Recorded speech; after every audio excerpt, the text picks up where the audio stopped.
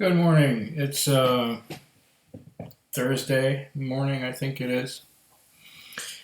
So I've worked 3 nights of the week already, and this morning I had my back adjusted, and I went and gave blood, which I do once every 3 months or so, to keep my numbers for diabetes and everything intact.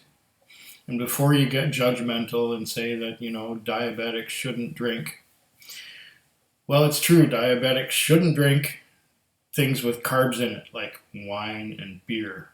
But whiskey is a distilled spirit, as is rum, as is vodka, as is tequila, and gin and things like that. I don't like most of them. I typically drink whiskey, and in summer when it's warm out, I'll drink gin and tonic. But today I have something really special because this goes back to my teenage years. This goes back to the days when, the things that were on the shelf were, things like Canadian Club, and of course there was this stuff. The old number 7 Jack Daniels Tennessee whiskey. It's had gold medals.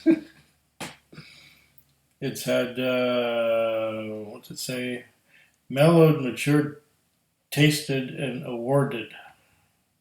Well,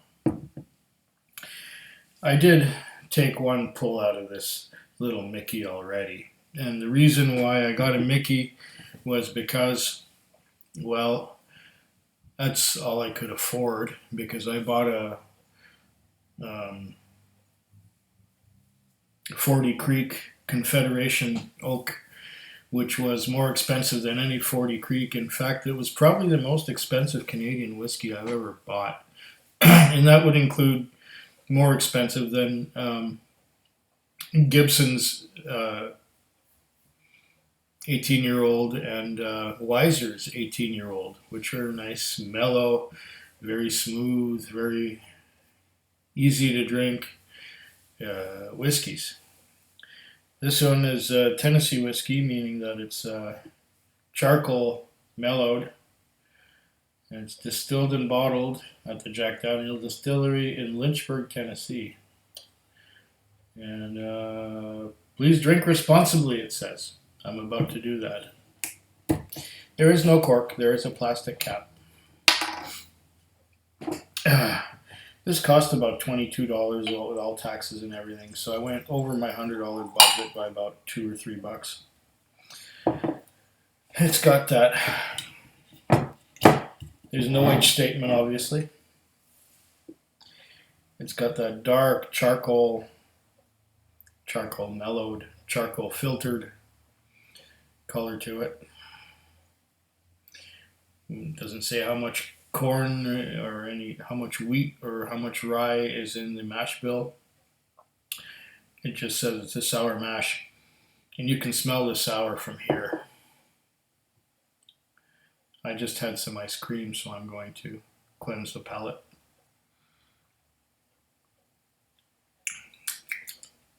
And stay hydrated, because I don't like getting dehydrated. It's no fun. It hurts the head, it hurts the extremities, it makes you tired, lethargic, and pukey. Okay, now that we've coated the glass, right away I get that unmistakable aroma of cherries and kerosene. Yeah, it's unmistakable. There's a little bit of inner tube tire in there, inner tube rubber, cherries, kerosene.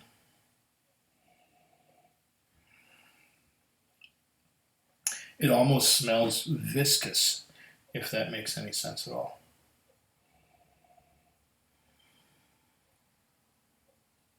There's a kind of a dryness to it.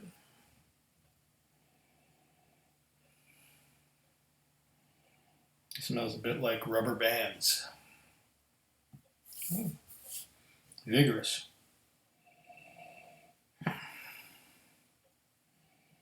Okay, here we go. Taste.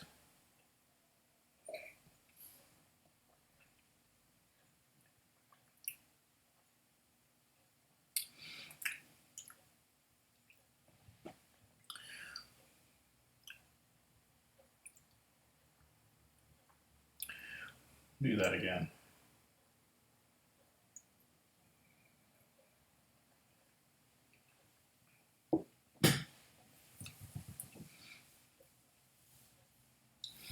There's a drop right there.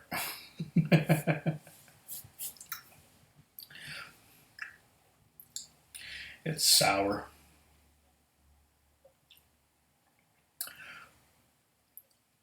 And that's most of what it is, sour.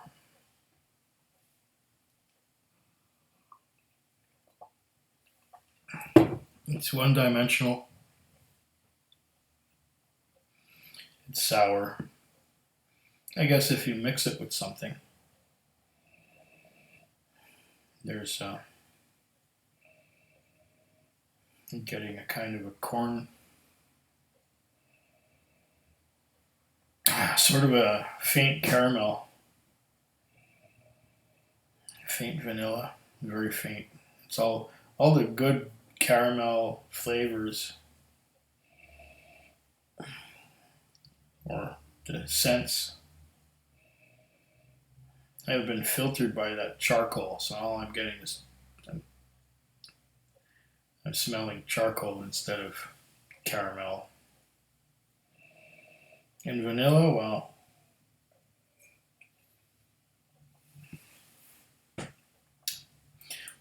there's some vanilla, yeah. But it's missing the intense caramel and intense vanilla flavors of a good bourbon, while having that charcoal reminds me kind of burning driftwood that's had water poured on it. Smells like wet firewood, or tastes like wet firewood. You know, considering that I spent $22 on this 375 mils of 40% alcohol whiskey that I don't even like, I can get twice as much of a whiskey I do like. Maybe some Hiram Walker Special Old. Canadian whiskey granted, but still. I can get a really cheap Scotch for the same price and twice as much of it. Why did I buy this stuff? It's really not satisfying. It might be nice to mix with Coke or juice or something, but it's really not my thing. Sorry. I've had Dickel, which is another Tennessee whiskey, which is somewhat better than this. But in general, that charcoal, And you know something else?